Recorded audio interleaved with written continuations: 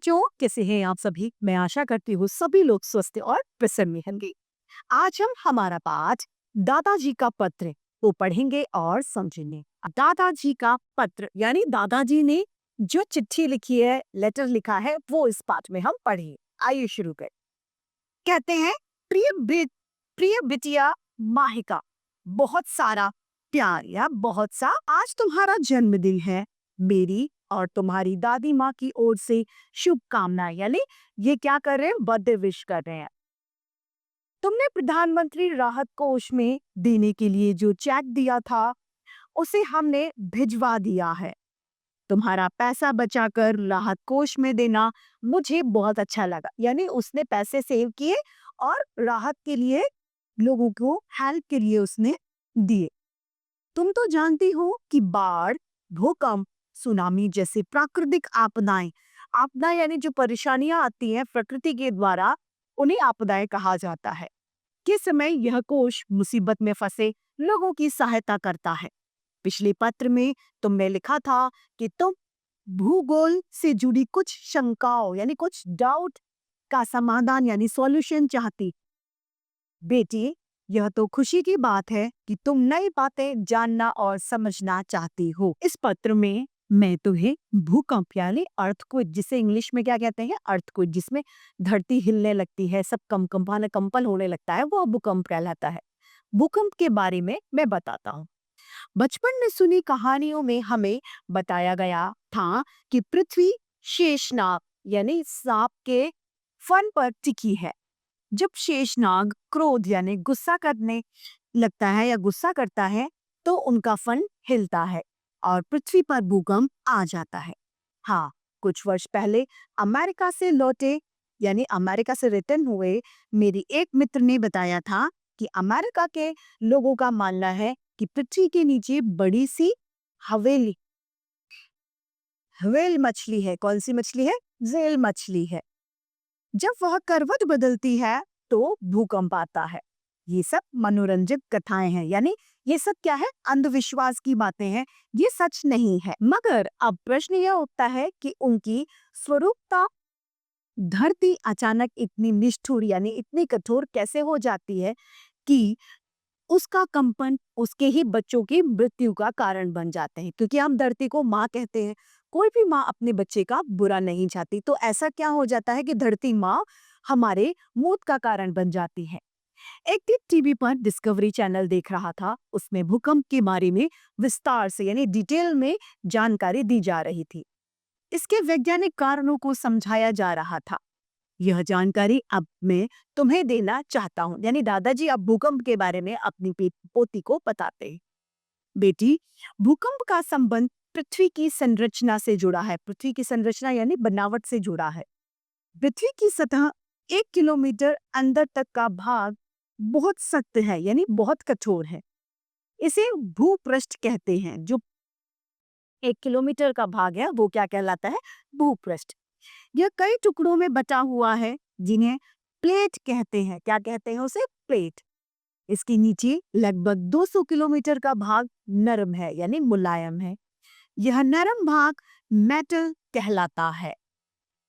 इस भाग में पाए जाने वाले खनिज पदार्थ बहुत गर्म होने के कारण द्रव्यावस्था में रहते हैं और संवहन धाराओं के रूप में बहते हैं। इन धाराओं के कारण भूपृष्ठ की प्लेटें एक दूसरे से रगड़ खाती हैं। वो आपस में क्या करती हैं? घर्षण करते हैं और आपस में टकराती हैं।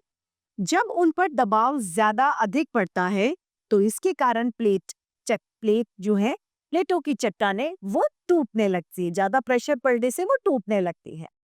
चट्टानों के टूटे टुकड़े अपने लिए स्थान बनाने लगते हैं यानी जगह बनाते हैं और अपने आसपास दबाव बढ़ाते हैं।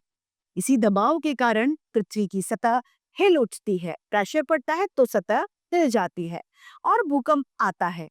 सूखा, बाढ़ या तूफान जैसे प्राकृतिक आपदाओं के बारे में वैज्ञानिक पूर्वानुमान यानी पहले से पता लगवा लेते हैं। लेकिन भूकंप कब आएगा इसका सही अनुमान लगाने में वैज्ञानिक असफल रहे हैं, यानी इसका पता नहीं लग पाता है। भूकंप से सबसे ज्यादा क्षति यानी नुकसान ऊंची इमारतों और मकान को होता है। वो बहुत बहुमंजिला होती हैं, तो वो थरथराकर नीचे गिर जाती है। इसके ढह जाने से यानी इनके गिर जाने से बहुत से लोगों की मलबे के नीचे, यानी जो ये मलबा होता है, जब बिल्डिंग नीचे गिर जाती है, भवन नीचे गिर जाता है, तो पीछे का जो कचरा बचता है उसे मलबा कहा जाता है। मलबे के नीचे दबने से मृत्यु हो जाती है। संचार व्यवस्था ठप हो जाती है, खत्म हो जाती है। यातायात यातायात अवरुद्ध होता है, यानी बाधा हो जाती है या फिर रुक जाता है। और जान माल की तो बहुत हानि होती है, यानी लोगों की मृत्यु भी होती है, जानवर भी मरते हैं। महिका, तुम्हारा चेक जिस कोष में जमा किया गया है वो ऐसे समय में लोगों की सहायता करता है। जो क्षेत्र भौगोलिक दृष्टि से भूकंप के प्रति संवेदनशील समझे गए हैं, यानी जहां पर भूकंप आने की ज्यादा संभावना है, वहां भूकंपरोधी यानी भूकंप आने के बावजूद भी वहां पर कम नुकसान हो या भूकंप से बचने जैसे मकान वहां पर बनाने की जरूरत होती है। ऐसी चीजों पर वहां पर बल दिया जाता है। इससे भूकंप से होने वाली भारी तबाही को रोका जा सके। भूकंप की तीव्रता को मापने का यंत्र रिक्टर स्केल कहलाता है, जिससे भूकंप की गति को नापा जाता है। इस पर भूकंप की तीव्रता की माप की रेखाएं छप जाती है, प्रदर्शित हो जाती हैं। इन रेखाओं को साइस्मोग्राफ रिक्टर स्केल पर 4 या उससे कम तीव्रता दिखाने वाले भूकंप ज्यादा विनाश नहीं करते हैं। 4 से ज्यादा जिनकी तीव्रता होती है वो भूकंप विस्तृत क्षेत्र में तबाही का कार्य करते हैं, यानी वो बहुत तेज तूफान होते हैं। मैंने तुम्हें बताया था ना कि लातूर में आए भूकंप में हमारे सैनिकों ने भूकंप पीड़ितों की बहुत सहायता, बहुत मदद की थी। कभी कभी भूकंप का क्षेत्र समुद्र तल भी होता है, यानी समुद्र में भी भूकंप आता है। जब समुद्र तल की चट्टानों में हलचल होती है तो सुनामी के रूप में ऊंची ऊंची लहरें उठने लगती है। पर्वतीय स्थलों में भूकंप से भूस्खलन यानी भूमि पहाड़ जो है वो नीचे खिसकने लगते हैं, पहाड़ गिरने लगते हैं, जिससे गांव के गांव मिट्टी के नीचे दब जाते हैं। ज्वालामुखी पर्वतों का विस्फोट भी भूकंप आने के कारण ही होता है। यह भी जान लो कि अभी तक मापे गए भूकंपों में 1960 में जो 1960 में चिली में आया भूकंप सबसे तेज था, यानी 1960 में जो भूकंप आया था चिली में, वो सबसे ज्यादा तीव्र और विनाशकारक भूकंप था। रिक्टर स्केल पर इसकी तीव्रता 9.5 आंकी गई थी। आशा है तुम्हारी भूकंप संबंधी शंकाओं, यानी तुम्हारे भूकंप संबंधी जो तुम्हारे मन में शंका थी, शंका मतलब डाउट, का समाधान हो गया होगा। अपनी ऐसी जिज्ञासाएं मुझे लिखती रहा करो।